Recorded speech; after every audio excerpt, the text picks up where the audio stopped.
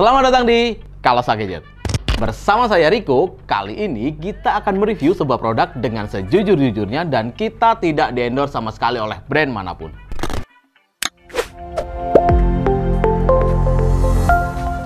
Di video kita kali ini, kita akan membahas mengenai laptop dengan RTX 3070 dari brand HP.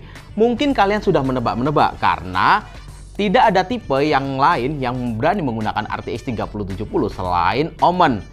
Tapi sebelum masuk ke pembahasan videonya, kita mengingatkan untuk teman-teman bahwa video kita akan selalu tampil di hari Rabu jam 6 sore dan hari Minggu jam 12 siang.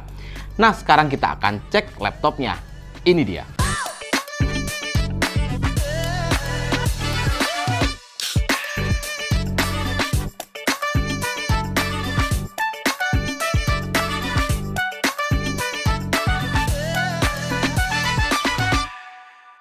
Ini merupakan HP Omen 15 EK1035TX yang menggunakan Intel Core i7 generasi ke-10 10750H, 6 core 12 thread dengan base clock di 2,6 GHz dan turbo boost maksimalnya di 5,0 GHz.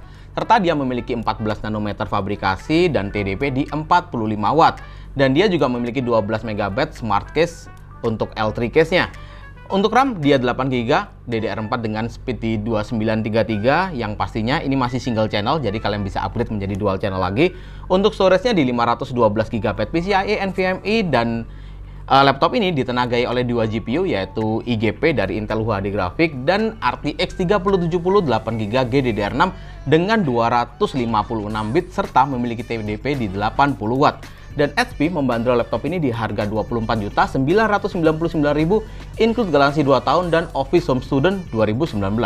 Secara desain, laptop ini masih sama persis seperti Omen di tahun 2020 yang lain, dengan perpaduan bahan di bagian pamrest menggunakan metal dan di bagian lain menggunakan plastik polikarbonat.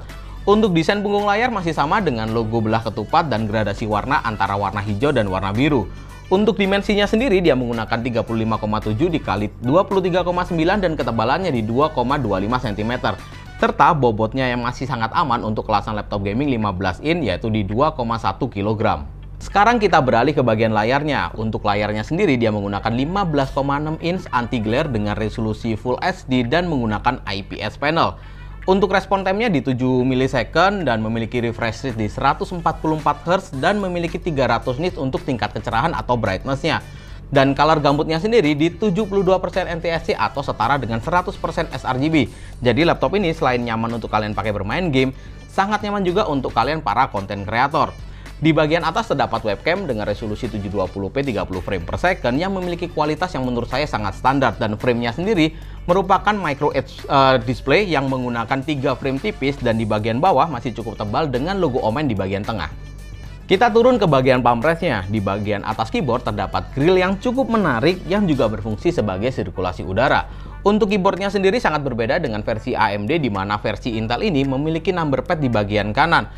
Tombol power masih menjadi satu dengan keyboard tapi masih bisa dimaafkan. Setidaknya dia tidak diletakkan di bagian ujung kanan atas dan dia diletakkan di bagian kiri dari tombol delete. Terdapat 4 zona pengaturan RGB dan LED-nya tersusun sangat rapi dengan satu level tingkat kecerahan. Untuk feel-nya sendiri tidak perlu diragukan lagi, dan di semua Omen memiliki feel yang sangat enak dan dia mendukung sistem anti ghosting teknologi. Dan sisi minus dari laptop ini atau keyboard di Omen 15 ini yang dirasa tombol key-nya terlalu kecil di tangan saya. Untuk touchpad-nya sendiri memiliki ukuran yang cukup besar dan dia lebih center terhadap spasi. Dan touchpad-nya sudah mendukung Windows Precision Driver dan Palm Technology Rejection. Sekarang pindah ke bagian port. Di sebelah kanan, HP Omen menyertakan 2 buah port USB Type-A 3.2 generasi yang pertama mini display dan 1 buah port USB Type-C 3.2 generasi yang pertama yang juga mendukung DisplayPort dan Always On USB. Di bagian kiri terdapat DC-in LAN port USB Type-A 3.2 generasi yang pertama yang juga bertindak sebagai Always On USB Type-A, HDMI, combo jack audio, dan SD card reader.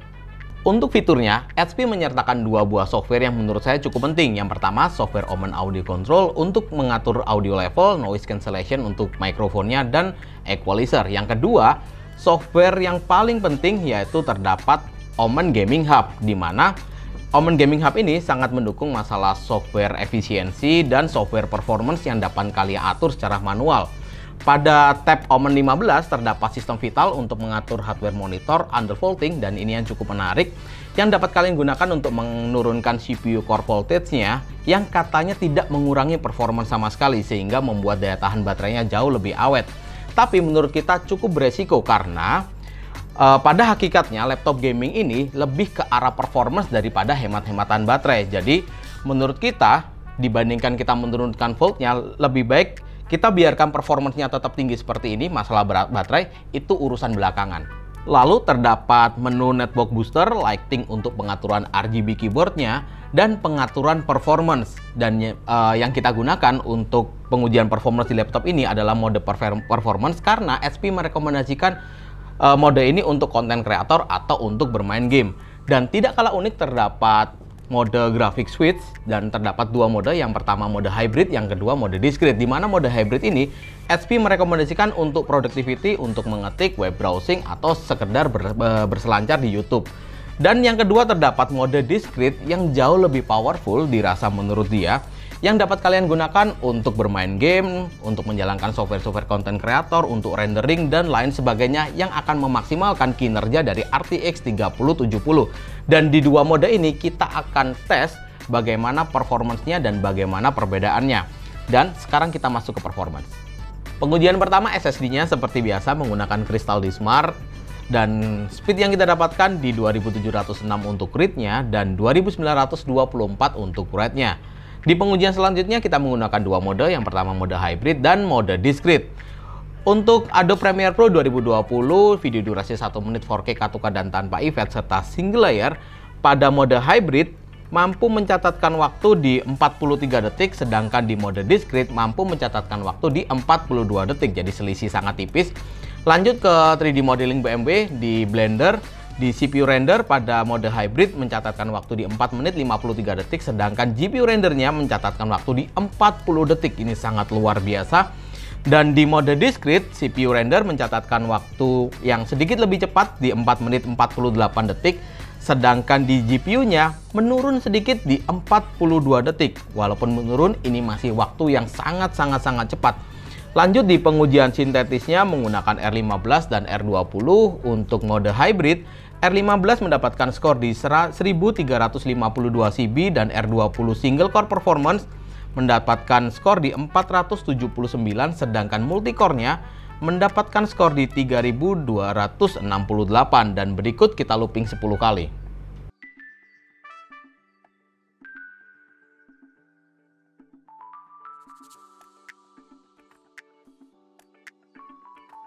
Lanjut ke pengujian sintetisnya di mode discrete. Di R15 kita mendapatkan skor yang sedikit lebih rendah jika dibandingkan mode hybrid di 1344, dan R20 single core performance sedikit lebih baik di 488 dan multicore-nya di 3248.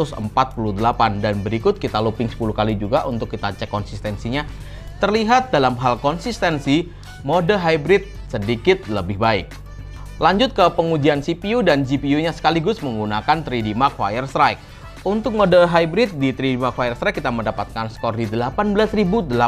Ini skor yang sangat luar biasa dan langsung mempuncaki performance dari list laptop yang pernah kita review. Dan sayangnya laptop ini tidak lolos uji stress test dengan skor 96,5%.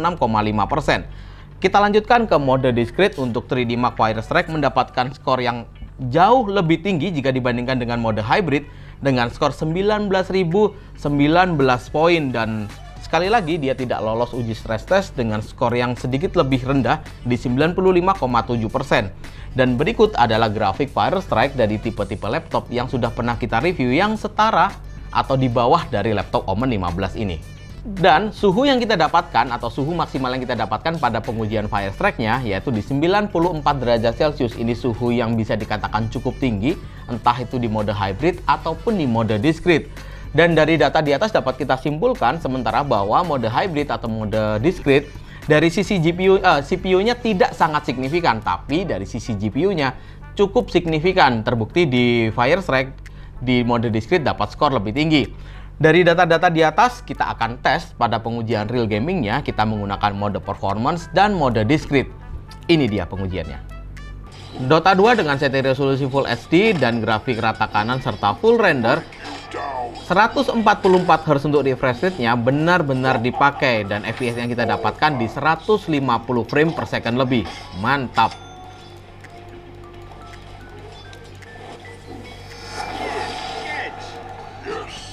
CSGO dengan setting resolusi Full HD dan grafik rata kanan atau high, kita mendapatkan di sekitar 160 hingga 175 frame per second.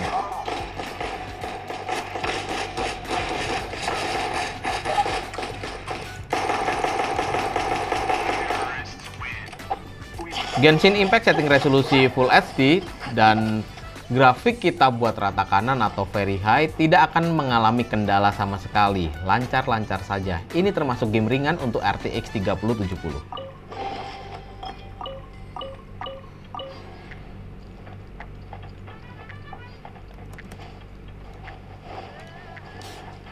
NFS hit dengan setting resolusi Full HD dan grafik kita buat ultra, kita mendapatkan kurang lebih sekitar 50 hingga paling rendah di 45 frame per second.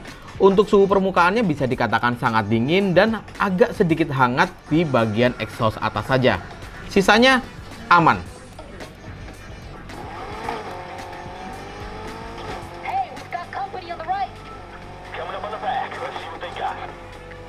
GTA 5 dengan setting resolusi Full HD dan grafik kita buat ultra, kita mendapatkan kurang lebih sekitar 150 frame per second hingga 170 frame per second.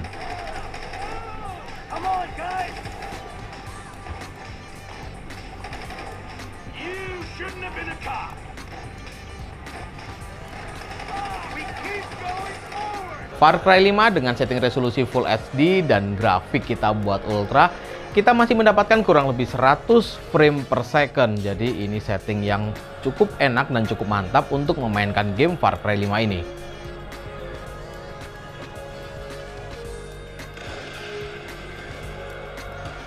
Berikut adalah hardware dari Omen 15. Terdapat 3 buah heat pipe, 2 fan besar, dan 3 buah exhaust. Di bagian tengah terdapat metal blocking yang sangat besar yang memastikan laptop ini akan tetap dingin. Untuk RAM-nya sendiri terdapat 1 slot kosong dan kita menyarankan untuk kalian upgrade menjadi dual channel atau minimal 16 GB.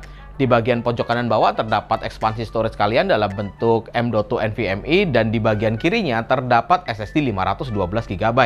Untuk kapasitas baterainya sendiri di 5833 mAh dengan 70,91 Wh.